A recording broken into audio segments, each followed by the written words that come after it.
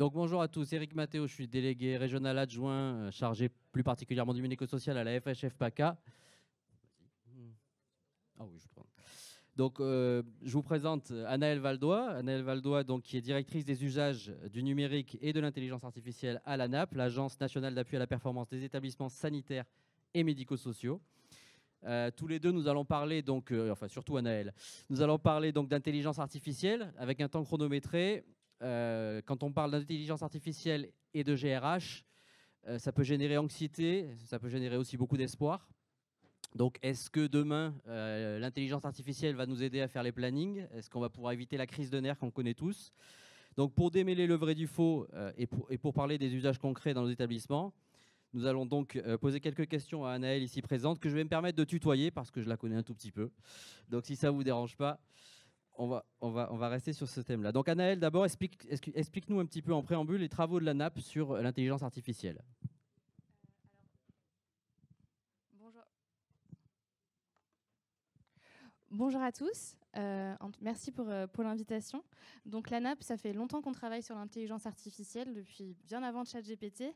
On est responsable de l'Observatoire des usages de l'IA en lien avec le ministère. Donc on a pour objectif de récupérer les usages qui se font dans les établissements pour vous les partager.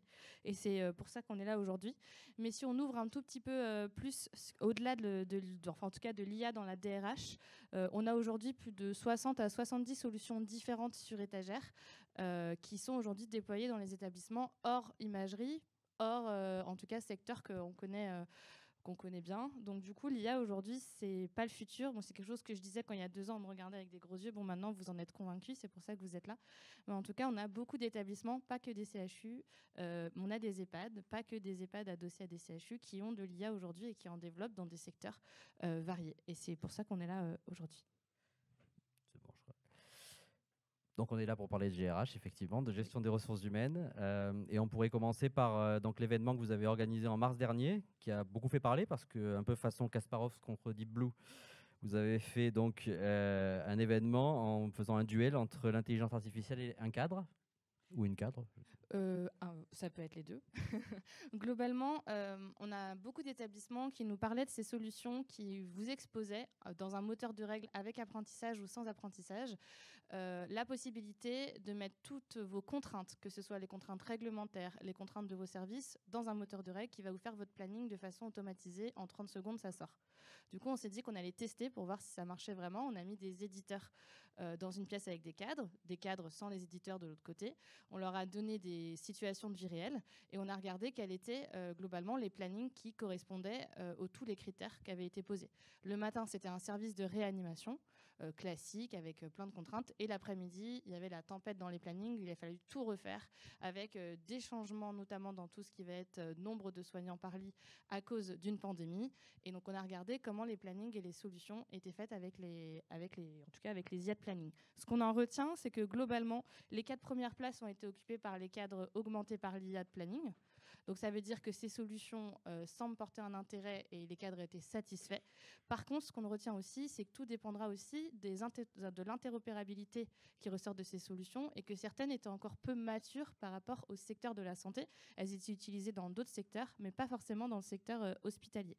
Donc aujourd'hui, ce qu'on fait à l'ANAP, c'est qu'on accompagne les éditeurs de ces solutions en leur expliquant les contraintes du milieu sanitaire et du milieu médico-social pour qu'elles s'adaptent. Et on accompagne également les établissements sur tout ce qui est cycle de travail pour ensuite mettre en place l'IA. Quel est le retour des cadres d'ailleurs? Je me permets une question supplémentaire. Quel a été le retour des cadres qui ont expérimenté justement l'IA ce jour-là? Alors, c'était un exercice difficile parce que les cadres partaient d'un fichier Excel vide. Donc, ce n'est pas un exercice qu'on fait tous les jours en établissement. Mais globalement, extrêmement positif par rapport... En fait, c'est un moteur de règles qui est assez transparent en termes d'IA. Mais ce qui était intéressant, c'était de voir qu'elle ne voulait plus repartir sans. Majoritairement, elle.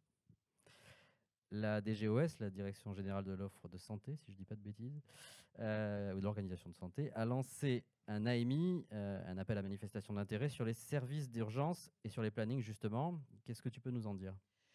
Alors oui, cet été, vous l'avez certainement reçu, on a reçu majoritairement vos projets. Donc l'ANAP a aidé à ouvrir tous ces projets. Donc on a reçu 340 projets pour que ce soit sur les urgences et les plannings. Aujourd'hui, pour la partie RH, on en a, joli parce que c'est des chiffres, 126 qui ont été retenus au niveau national pour une somme globale de 4 millions d'euros. Aujourd'hui, l'objectif de ces AMI, c'est de donner un crédit d'amorçage pour se lancer dans ce type de solution. Voilà, donc là, les résultats vont être, les établissements ont déjà reçu s'ils ont ou non été pris par l'AMI. Et donc, du coup, à l'agence, on va accompagner tous les établissements, que ce soit urgence ou RH, qui ont été sélectionnés dans la mise en place de ces solutions. Alors, comme Florence a eu la gentillesse de mettre un délégué médico-social, je vais poser la question supplémentaire. À quand un AMI dans le médico-social? Alors, on était avec la CNSA il n'y a pas très longtemps, donc certainement bientôt. Donc l'intelligence artificielle, elle arrive petit à petit dans les directions des ressources humaines. Est-ce que tu as d'autres exemples d'intelligence artificielle au niveau ressources humaines? Oui, alors on en a d'autres. On parle beaucoup d'IA générative, mais je ne vais pas commencer par l'IA générative qui est un peu moins présente dans tout ce qui est DRH. Vous allez avoir les solutions classiques d'analyse des retours des salariés que vous commencez peut-être à connaître sur tout ce qui est patient, qui aujourd'hui sont utilisés au sein des DRH pour tout ce qui est enquête sociale. L'IA permet d'analyser les verbatims et de globalement les ranger en clusters pour savoir positif, négatif, qu'est-ce qu'on peut en retenir et faire les plans d'action. On a également, bon là c'est plutôt côté privé, mais des IA qui vont permettre d'analyser le contenu des entretiens annuels. Vous savez que c'est du texte, c'est des cimetières de données qui ne sont pas forcément lus. L'objectif de l'IA générative, c'est d'aller chercher par mots-clés, ou en tout cas selon les règles qui ont été décidées par l'établissement, est-ce qu'il y a des risques psychosociaux qu'il faut faire remonter, qu'est-ce qu'on peut travailler à partir de tout ce cimetière de données. Donc ça, c'est un autre exemple qui fonctionne bien. Bon, après, il y a l'exemple d'IA générative dans tout ce qui va être aide juridique. Côté des DRH, c'est assez utilisé. Je ne mettrai pas un nom de solution, mais globalement, ça permet de poser des questions et d'avoir des réponses au niveau, au niveau, par exemple, je ne sais pas, j'ai telle contrainte, comment je vais mettre dans son contrat, qu'est-ce que je dois faire, et on estime que ça fait le niveau 0 au niveau 1 de l'avocat, vous savez, quand on l'appelle. Donc ça permet de limiter les appels à l'avocat et d'avoir des réponses dans les jurisprudences pour un certain nombre de demandes. Donc les établissements qui l'utilisent en sont très contents. Et un dernier exemple, peut-être, vu le temps qui est un peu compté, on a un CHU notamment qui travaille sur tout ce qui est IA génératif pour générer des codes et faire que le contrôle de gestion sociale avec l'IA permette de sortir des tableaux automatiquement. La DRH maintenant devient en fait la propre source de ces tableaux. Elle n'a plus besoin de la DSI, elle est complètement indépendante grâce à l'IA pour générer tous ces suivis. Voilà, parmi tous les exemples qu'on peut dire. L'ANAP a participé à une journée au CHU d'Angers avec Clément Tribalo pour explorer les possibilités de l'intelligence artificielle en ressources humaines. Est-ce que tu peux nous raconter? Oui, alors globalement, c'est une journée qui est un peu différente de notre configuration actuelle parce qu'il y avait tous les types de catégories d'emploi. Donc l'idée, c'était aussi de sensibiliser, que ce soit catégorie A à catégorie C, sur où est-ce que l'IA allait changer et transformer leur métier de demain. Donc on était accompagnés notamment d'Etikia également qui a expliqué tout ce qui était garantie humaine. Et après, l'après-midi, on leur a dit, bon, maintenant, vous avez compris ce que c'est, comment votre métier va changer. Alors globalement, les cas d'usage qu'on nous a demandé, et ça rejoint les interventions de ce matin, c'est on veut des comptes rendus de réunion automatisés. Donc ça, c'est tous les salariés.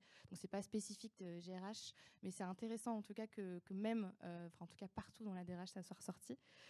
Et après, d'autres exemples que vous allez connaître, mais en tout cas qui veulent être creusés, c'est tout ce qui va être gestion des candidatures. Est-ce que l'IA peut nous aider à trier les CV? Est-ce que l'IA peut nous aider, par exemple, à faire des entretiens en vidéo? Et c'est l'IA qui fait d'abord les pré-entretiens. Donc ça, c'est des questions qu'on a explorées. Est-ce que c'est possible en termes de l'IA Act? Oui, non. Et est-ce que cela se fait? Ça se fait beaucoup dans le privé. Pour le moment, dans nos établissements publics, j'ai pas encore d'exemple d'établissements qui ont décidé de passer là-dessus. C'est peut-être parce que c'est pas forcément la garantie humaine qu'il faut, mais en tout cas, c'était ce type de débat. Tout ce qui est aide à la formation, gestion de la paye, donc tout ce qui est automatisation de la paye, on voit aujourd'hui que dans nos éditeurs, c'est pas encore satisfaisant. Les contrôles, en tout cas, ont été vachement discutés pour savoir si oui ou non l'IA pourrait aider sur ces aspects-là. Et l'aide à la prévision et à la gestion des effectifs. pouvoir prévoir dans 6 mois, dans 1 an, le départ grâce à l'IA des effectifs côté RH, en tout cas gestionnaire d'effectifs. Ça a été une demande particulièrement forte. Je peux vous partager peut-être une verbatim que j'aime bien, qui a été donnée par un cadre de la paye, qui disait qu'aujourd'hui, dans son logiciel, il avait des contrôles automatisés. Mais depuis que les contrôles automatisés étaient arrivés, il ne savait plus répondre aux questions des agents de façon aussi rapide quand on lui en demandait d'expliquer un calcul. Du coup, on se dit, si la paye est entièrement mise dans l'IA, ça rejoint nos discussions de tout à l'heure, il faut continuer à former tous nos cadres de contrôleurs de paye à ces questions-là. Et sinon, j'ai eu une autre phrase, je pense que ça peut terminer ce point-là.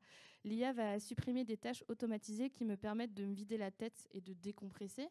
Il me dit, là, si vous me remplacez toutes ces tâches-là par de l'IA, je ne sais pas si moi, dans mon poste, je vais être capable de continuer à assumer mes responsabilités. J'ai trouvé que cette phrase faisait une bonne conclusion, c'est-à-dire que oui, on veut mettre de l'IA partout, mais en tout cas, côté des salariés, quand on en parle à toutes les échelles, ces craintes-là, elles existent. Mais personne ne m'a dit, je vais être remplacée.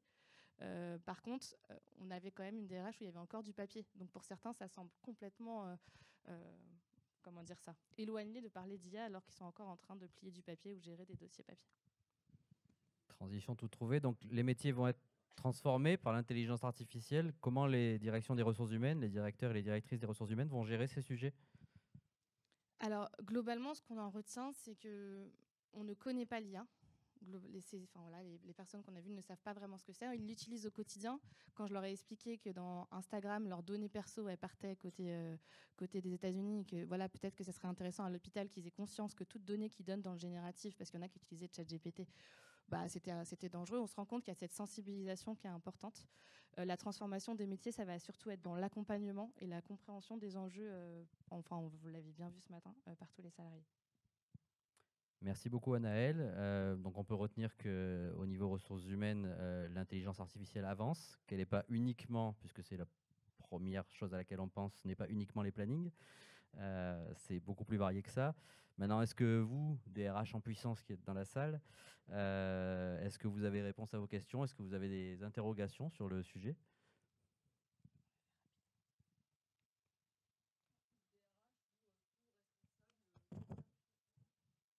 RH ou tout responsable qui travaille avec des équipes et responsables médicaux aussi. Je voulais dire que toutes les personnes dans la salle sont forcément des RH voilà. quelque part. Voilà. Est-ce qu'il y a des questions, réactions? Non, ça a répondu, je pense, aux interrogations. Merci beaucoup Anaëlle qui reste avec nous et que vous pourrez retrouver. Je sais que déjà que le directeur de l'école 42, s'il n'a pas eu le temps d'échanger avec toi, souhaite le faire. Voilà, donc petite mention comme ça, hyper discrète. Et je vous propose qu'on passe à la suite. Merci beaucoup d'avoir tenu le temps.